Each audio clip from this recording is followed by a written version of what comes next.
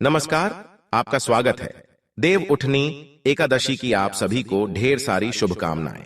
दोस्तों, कार्तिक मास के शुक्ल पक्ष की एकादशी को देव उठनी एकादशी अथवा प्रबोधिनी एकादशी के नाम से जाना जाता है। इस दिन भगवान श्री हरि विष्णु 4 महीने की योग निद्रा के बाद जागते हैं और इसी दिन से सभी शुभ मंगल कार्यों की शुरुआत की जाती है जो पिछले 4 महीने से बंद थे। प्रबोधिनी एकादशी का महात्म्य पाप का नाश करने वाला, पुण्य की वृद्धि तथा मनुष्यों को मोक्ष प्रदान करने वाला है। पद्म पुराण के अनुसार प्रबोधिनी एकादशी को एक ही उपवास कर लेने से मनुष्य को अश्वमेध यज्ञ और राजसूय यज्ञ के समान फल प्राप्त होता है। जो वस्तु दुर्लभ है, जिसे किसी ने भी नहीं देखा है, ऐसी वस्तु की कामना करने पर भी प्रबोधिनी एकादशी उसे प्रदान करती है। भक्तिपूर्वक उपवास करने पर मनुष्यों को देव उठनी एकादशी ऐश्वर्य, संपत्ति, उत्तम बुद्धि तथा सुख प्रदान करती है। मेरु पर्वत के समान जो बड़े बड़े पाप है, उन सभी को यह पाप नाशिनी प्रबोधिनी एकादशी एक ही उपवास करने पर भस्म कर देती है। पहले के हजारों जन्मों में जो पाप किए गए हैं, उन्हें प्रबोधिनी एकादशी के दिन एक रात्रि का जागरण करने पर रुई के ढेर के समान भस्म कर डालता है। संपूर्ण तीर्थों में स्नान करने से, सुवर्ण तथा भूमि का दान करने से जो पुण्य मिलता है, वह प्रबोधिनी एकादशी के दिन भगवान विष्णु के निमित्त जागरण करने मात्र से मनुष्य को प्राप्त होता है। इस एकादशी का व्रत पुत्र तथा पौत्र प्रदान करने वाला होता है। कार्तिक मास की एकादशी के दिन शंख में जल लेकर भगवान विष्णु को अर्घ्य देना चाहिए। इससे जो फल मिलता है वह तीर्थों में स्नान करने से करोड़ गुना अधिक होता है। इस दिन केतकी के एक पत्ते से भगवान विष्णु का पूजन करने पर 1000 वर्ष की पूजा का फल मनुष्य को प्राप्त होता है। जो मनुष्य इस एकादशी के दिन भगवान विष्णु को तुलसी पत्र अर्पण करता है, उसके जीवन भर के पाप नष्ट होते हैं। 100 देवताओं के यज्ञ करने से और अनेक प्रकार के दान करने से जो पुण्य मिलता है, वह इस एकादशी के दिन भगवान श्री कृष्ण को तुलसी पत्र चढ़ाने से ही प्राप्त हो जाता है।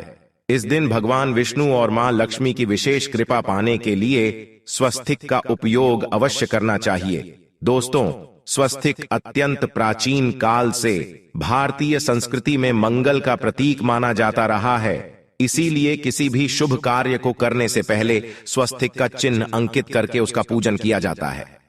स्वस्तिक का शब्द 3 अक्षरों से बना हुआ है। इसमें सु का अर्थ होता है अच्छा, अस का अर्थ होता है अस्तित्व और क का अर्थ होता है कर्ता। इस प्रकार से स्वस्तिक शब्द का संपूर्ण अर्थ होता है अच्छा अथवा मंगल करने वाला। स्वस्तिक में एक दूसरे को काटती हुई 2 सीधी रेखाएं होती हैं जो आगे चलकर मुड़ जाती हैं। इसके बाद भी ये रेखाएं अपने सिरों पर थोड़ी और आगे की तरफ मुड़ी होती हैं। स्वस्तिक की यह आकृति 2 प्रकार की हो सकती है। प्रथम स्वस्तिक, जिसमें रेखाएं आगे की ओर इंगित करती हुई हमारे दाईं ओर मुड़ती हैं, इसे स्वस्तिक कहते हैं और यही शुभ चिन्ह है जो हमारी प्रगति की ओर संकेत करता है।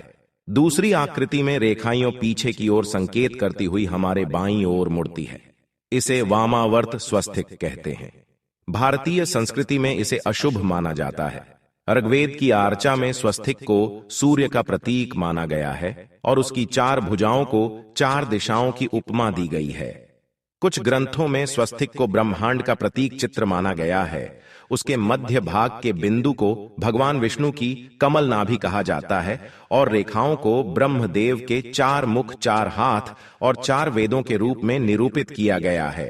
मंगलकारी प्रतीक चिन्ह स्वस्तिक अपने आप में विलक्षण है। यह मांगलिक चिन्ह अनादिकाल से संपूर्ण सृष्टि में व्याप्त रहा है। विघ्नहर्ता गणेश जी की उपासना में तथा धन, वैभव और ऐश्वर्य की देवी मां लक्ष्मी के साथ भी शुभ लाभ तथा स्वस्तिक की पूजा की परंपरा है। इसे भारतीय संस्कृति में विशेष स्थान प्राप्त है।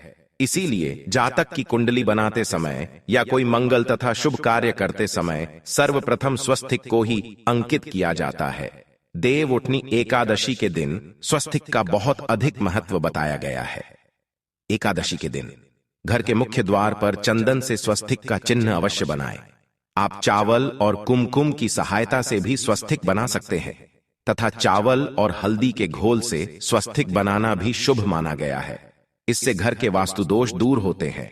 यदि सिंदूर में घी मिलाकर स्वस्तिक बनाया जाए तो ये और भी अधिक शुभ फल प्रदान करता है। इससे घर में सुख समृद्धि का वास होता है। पुराणों में कहा गया है, जिस घर के मुख्य द्वार पर स्वस्तिक का चिन्ह होता है उस घर पर किसी भी तंत्र मंत्र का अशुभ प्रभाव नहीं पड़ता है। दोस्तों, स्वस्तिक को हर दिशा से देखने पर वह एक ही समान लगता है, इसीलिए यह चारों दिशाओं से घर की रक्षा करता है। अगर जीवन में बहुत परेशानी हो तो एकादशी के दिन तांबे या चांदी का स्वस्तिक अभिमंत्रित करके घर की चौखट पर लगवा दें। बाजार में अलग अलग साइज के स्वस्तिक मिल जाते हैं। उसे लाकर पहले अपने पूजा घर में रखकर उसकी पूजा करें। इससे घर में स्थिर लक्ष्मी का वास हो जाता है। लेकिन सबसे अच्छा है कि आप सिंदूर में घी मिला करके या फिर चावल और हल्दी के घोल से स्वस्तिक बना दें। घर के मुख्य द्वार पर स्वस्तिक बनाते हैं तो ज्यादा बड़ा मत बनाइए। आप स्वस्तिक 3 या 4 अंगुल का बनाइए, यह उत्तम रहेगा। यदि आपके घर के सामने कोई पेड़ है अथवा बिजली का खंभा है तो इससे द्वार वेद निर्माण होता है। इनकी छाया घर पर पड़ने से वास्तु दोष निर्माण होते हैं। इस वास्तु दोष को खत्म करने के लिए घर के मुख्य द्वार पर स्वस्तिक बनाना चाहिए। स्वस्तिक के चिन्ह का प्रयोग खासकर पूजा के दौरान करना उत्तम फलदायी होता है।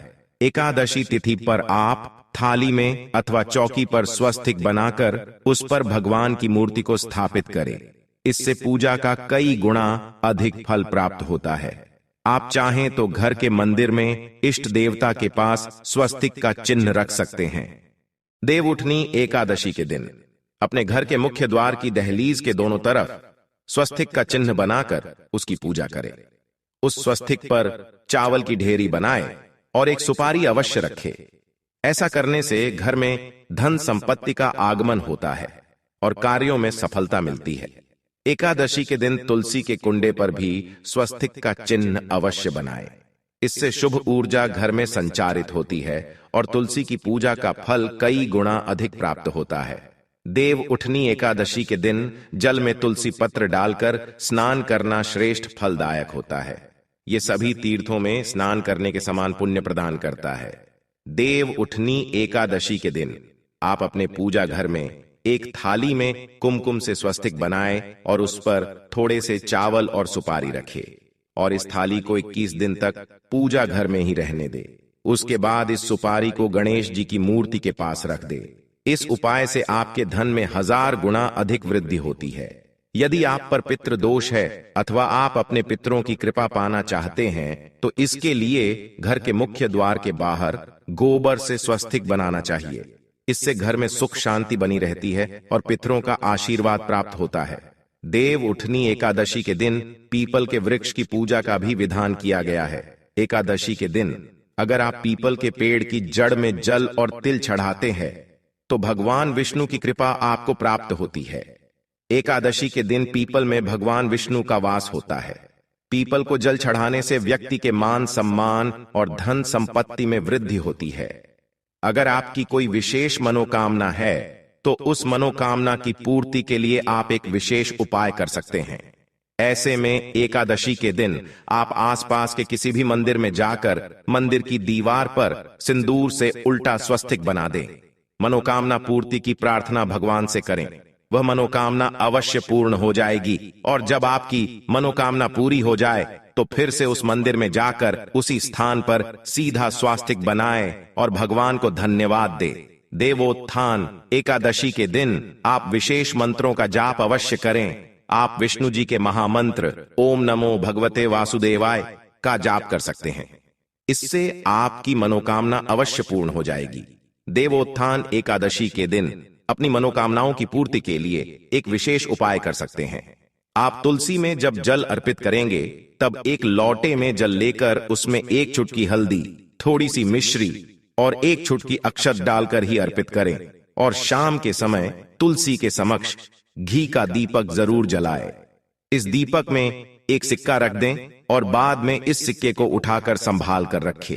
तुलसी को विष्णु प्रिया भी कहते हैं, इसीलिए देवता जब जागते हैं तो सबसे पहली प्रार्थना तुलसी की ही सुनते हैं। वैसे ये सिक्का आप रोज के दीपक में भी डालकर दीपक जला सकते हैं। ऐसा करने से सिक्का सिद्ध हो जाएगा। फिर जब भी किसी महत्वपूर्ण काम से आप घर से बाहर निकलते हैं तो इस सिक्के को साथ में रखकर निकले, आपको कार्यों में सिद्ध अवश्य ही मिलेगी। इस दिन दीपक का प्रयोग अवश्य ही करें।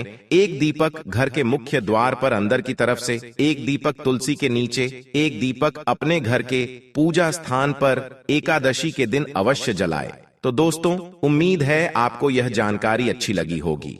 देवउठनी एकादशी पर आप स्वस्तिक के